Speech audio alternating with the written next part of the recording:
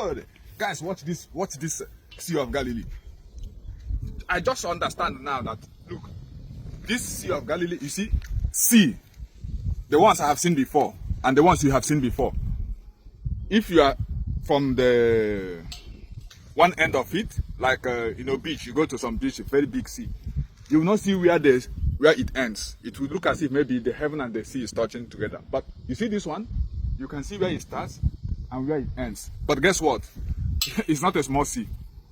The depth of this Sea of Galilee, no one has ever known how much depth it is.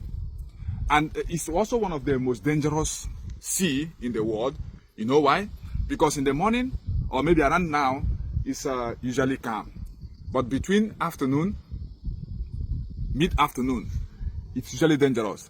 Now, let me tell you something that happened in this sea a lot of times ago. You remember that time Jesus Christ and his disciples were in a boat, and Jesus Christ was sleeping. The disciples were moving this boat, and a lot of waves come, moving this ship, trying to sink this ship.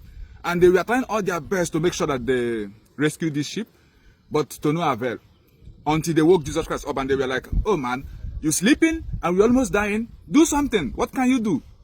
And Christ woke up and said, hush. Everywhere remained silent. Like, this is the silence. Same sea. Same. Guys, no other sea in the whole of Israel. This is where that event happened thousands of years ago. You may believe it, you may not believe it, but until you are here, you'll understand. And again, in some part of this sea is where Christ Jesus walked. On the water. Peter also walked. I'm telling you the history that happened in this place. So this place is not a small place. Jesus Christ was on the mountain praying, and the disciples, they went looking for him or moving on the water, all right, with their boats, and they saw someone walking on the sea, and they were like, no, this is demon. Some say no, this is apparition. Some say it may be. And Jesus Christ said, no, it's me walking. And Peter said, if you are the one walking, tell me to come and meet you. And Christ said, come. Can somebody shout power?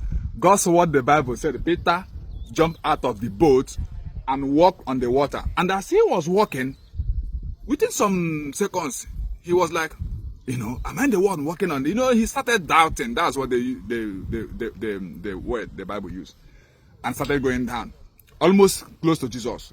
So he couldn't even make it to Jesus Christ. He started doubting and was going down. And he said, please save me, Lord. And Jesus Christ moved hand and said, he held Jesus Christ's hand and Jesus Christ dragged him to him. And he told him that why did he give in to fear? Why did he start, losing hope? Enough of all these long stories. But this is the sea that it happened. I will show you guys another video where we will be swimming inside this very sea. Because I also want to watch out. I will walk the same way because I have faith. Yeah, of course I have.